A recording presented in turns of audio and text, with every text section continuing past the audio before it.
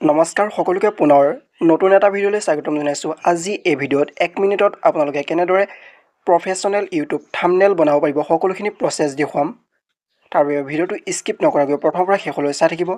আৰু যদি ভিডিঅ'টো চাই ভাল লাগে প্লিজ লাইক এণ্ড ছাবস্ক্ৰাইব কৰি দিব যাতে এনেধৰণৰ ইম্পৰ্টেণ্ট ভিডিঅ' আপোনালোকে সকলোতকৈ প্ৰথমতে পায়। ব'লক ভিডিঅ'টো আৰম্ভ কৰোঁ।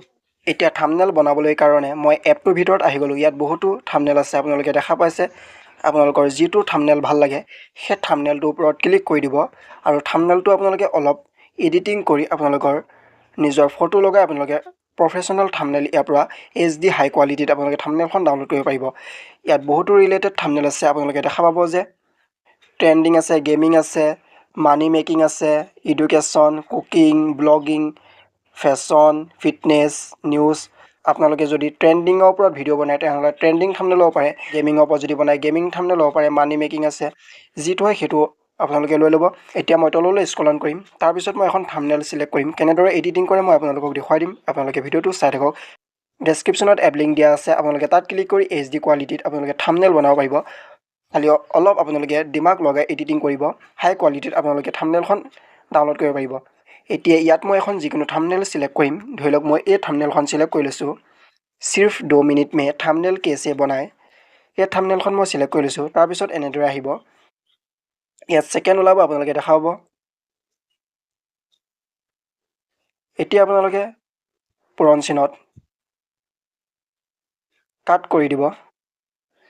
কাট কৰাৰ পিছত আকৌ এনেদৰে আহিব। আপোনালোকে অলপ ৱেইট কৰিব। দেখিছে ধুনীয়াকৈ থাম্বনেইলখন আহি গৈছে। এতিয়া মই ইয়াত ফটোখন চেঞ্জ কৰি দিম যিহেতু ইয়াত ফটোখন লুকৰ আছে। তাৰ বাবে ফটোখনত ক্লিক কৰিব। ফটোখনত ক্লিক কৰি তলত ৰিপ্লেচ বুলি আছে। আপোনালোকে ৰিপ্লেচত ক্লিক কৰি দিব। ক্লিক কৰাৰ পিছত ৰিপ্লেচ ইমেজ আৰু ইমেজ ৰিপ্লেচ আপোনালোকে ৰিপ্লেচ ইমেজত ক্লিক কৰি দিব।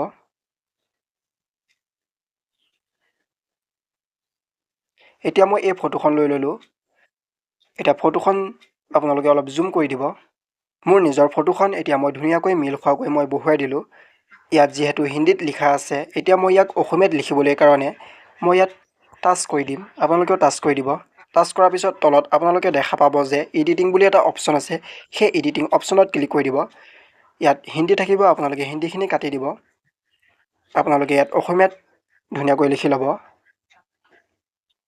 ইয়াত অসমীয়াত লিখিম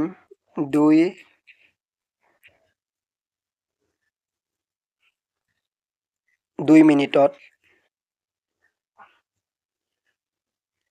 অসমীয়াত লিখাৰ পিছত আপোনালোকে ফ্ৰণ্টটো অলপ সাইজটো ডাঙৰ কৰিবলৈ কাৰণে ইয়াত সাইজ বুলি এটা অপশ্যন আছে। সেই সাইজ অপশ্যনত আপোনালোকে ক্লিক কৰি দিব। ক্লিক কৰাৰ পিছত ইয়াত আপোনালোকে সাইজটো বঢ়াব পাৰিব। আপোনালোকৰ জোখৰ মতে আপোনালোকে সাইজটো বঢ়াই ল'ব। তাৰ উপৰি কিনাৰত কালাৰ আছে। আপোনালোকে কালাৰ চেঞ্জ কৰিব পাৰিব।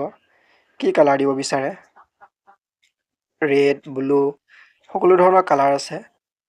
আৰু অধিক কালাৰ ইয়াত আছে। আপোনালোকে ইয়াত ক্লিক কৰিব। যিটো কালাৰ হয় আপোনালোকে ইয়াত কালাৰটো সিলেক্ট কৰি ল'ব। মই ইয়াত গ্ৰীণ কালাৰটো লৈ লৈছোঁ। এতিয়া গ্ৰীণ কালাৰত শ্বেডো দিবলৈ কাৰণে আউটলাইন বুলি আছে। আউটলাইনত ক্লিক কৰিব। ক্লিক কৰাৰ পিছত ইয়াত মই ব্লেকটো সিলেক্ট কৰি লৈছোঁ যাতে মোৰ আখৰটো অলপ দেখিবলৈ ধুনীয়া হয়। তাৰপিছত এতিয়া মই বেক কৰি দিলোঁ। 2 মিনিটত থাম্বনেইল কেছে বনাই ইয়াত মই দিম কেনেকৈ বনায়। পুনৰ আকৌ মই এডিটত ক্লিক কৰিম। এডিটত ক্লিক কৰাৰ পিছত মই হিন্দীখিনি কাটি দিম। তাৰপিছত মই অসমীয়াত লিখিম কেনেকৈ বনায়। আৰু আপোনালোকে ফ্ৰণ্ট চেঞ্জ কৰিবলৈ কাৰণে ইয়াত ফ্ৰণ্ট বুলি এটা অপশ্যন আছে। ইয়াত বহুতো ধৰণৰ ফ্ৰণ্ট আছে। আপোনালোকে যিকোনো এটা ফ্ৰণ্ট দিব পাৰে। মই ইয়াত এইটো ফ্ৰণ্ট লৈ লৈছোঁ। এইটো ফ্ৰণ্ট লোৱাৰ পিছত এতিয়া মই কালাৰ দি দিম। ইয়াত মই য়েল্ল'টো লৈ ল'ম এবাৰ। তাৰপিছত মই এতিয়া সাইজটো অলপ মিলি যোৱাকৈ ধুনীয়াকৈ বঢ়াই দিম।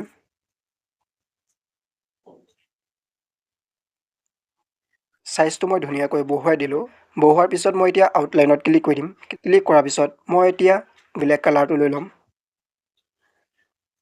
ব্লেক কালাৰটো সিলেক্ট কৰাৰ পিছত এতিয়া আপোনালোকে আউটলাইন সাইজত ক্লিক কৰি দিব দেখিছে কিমান ধুনীয়া হৈছে দেখিবলৈ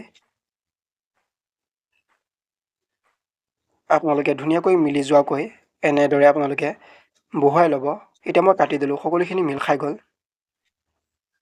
এতিয়া আপোনালোকৰ নিজৰ ফটোখনত শ্বেডো দিবলৈ কাৰণে ইয়াত শ্বেডো অপশ্যন আছে আপোনালোকে শ্বেডো দিব পাৰে বৰ্ডাৰ আছে তাৰপিছত সাইজ আছে সকলোখিনি ইয়াতে আছে তাৰপিছত ফিল্টাৰো কৰিব পাৰে ফিল্টাৰ অপশ্যন আছে আপোনালোকে দিব পাৰে যিকোনো মই ইয়াত একো নিদিওঁ সেয়ে মই এনেদৰে ৰাখিম এতিয়া আপোনালোকে সকলোখিনি বনোৱাৰ পিছত আপোনালোকে চাই ল'ব যে সকলোখিনি ঠিকে আছে নে আৰু যদি কিবা ভুল হয় আপোনালোকে ইয়াত বেক কৰি আপোনালোকে ঠিক কৰিব পাৰে যদি সকলোখিনি কমপ্লিট হ'ল এতিয়া আপোনালোকে এই অপশ্যনটোত ক্লিক কৰি দিব কাৰণ এই অপশ্যনটোত ক্লিক কৰাৰ লগতে ইয়াত এডাল আঁচ ওলাই আছে দেখিছে গ্ৰীণ কালাৰকে সেই আঁচডাল নাইকিয়া হৈ যাব আঁচডাল এতিয়া নাইকিয়া হৈ গ'ল এতিয়া মই সেভ কৰিবলৈ কাৰণে ইয়াত এটা সেভ অপশ্যন আছে ইয়াত মই ক্লিক কৰি দিম ক্লিক কৰাৰ পিছত সেভ প্ৰজেক্ট আৰু সেভ ইমেজ থাকিব আপোনালোকে সেভ ইমেজত ক্লিক কৰি দিব সেভ ইমেজত ক্লিক কৰাৰ পিছত 15 সেকেন্ড আপোনাৰ ওচৰত এডছ আহিব আপোনালোকে অলপ ওয়েট কৰি দিব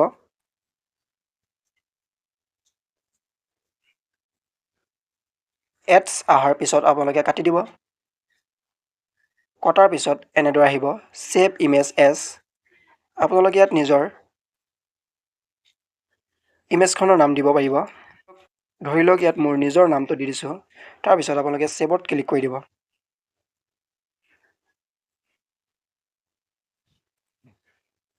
সেভত ক্লিক কৰাৰ পিছত দেখিছে সাকসেসফুল সেভ এতিয়া আপোনালোকে নিজৰ ফটোত গৈ আপোনালোকে থাম্বনেলখন চেক কৰিব পাৰে যে থাম্বনেলখন সেভ হ'ল নে নহ'ল দেখিছে থাম্বনেলখন ধুনীয়াকৈ সেভ হৈ গ'ল এনেদৰে আপোনালোকে 1 মিনিটত HD কোৱালিটিত প্ৰফেশ্যনেল থাম্বনেল বনাব পাৰে আৰু দেখিবলৈ ধুনীয়া লাগিব আশা কৰোঁ সকলোৱে ভিডিঅ'টো চাই ভাল পালে আৰু যিসকলে মোৰ ভিডিঅ' প্ৰথমবাৰ চাই আছিলে প্লিজ লাইক এণ্ড ছাবস্ক্ৰাইব কৰি দিব যাতে এনেধৰণৰ ইম্পৰ্টেণ্ট ভিডিঅ' সকলোতকৈ প্ৰথমতে পায় ডেছক্ৰিপশ্যনত এপ লিংক দিয়া আছে আপোনালোকে তাত ক্লিক কৰি এপটো ডাউনলোড কৰি ল'ব আজিলৈ বাই বাই নেক্সট ভিডিঅ'ত পুনৰ লগ পাম জয় অসম